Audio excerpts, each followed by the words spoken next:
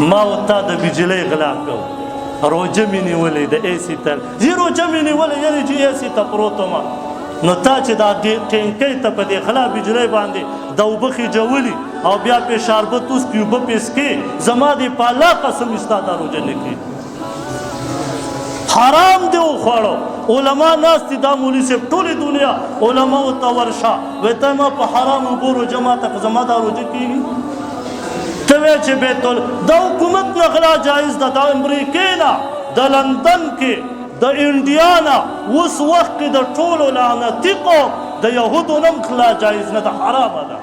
ته د بیا د مسلمان حکومت نه غلا کوې وله بیا فتوه لګې چې جایز ده او ته بیا راپاسې په دې شربت اوبه هم وڅکې او ښه خوشحاله یې وایي روژه مې ونیوه دا خبرې د زنانو ته هم ډېرې کوم د زنانو زړونه لږ نرم وي په دې خپلو خاوندانو باندې دا د غلا بجلی تارونه کټ کړئ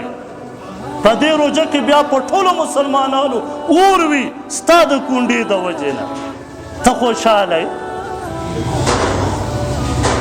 او دلته په ولاړ یې الله اکبر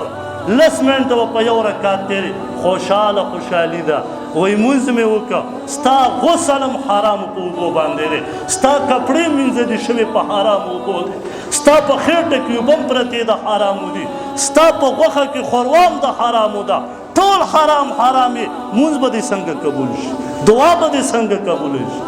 څوک به د ګیس غلا کوي څوک به د بجلۍ د اوبو بیل نه ورکوي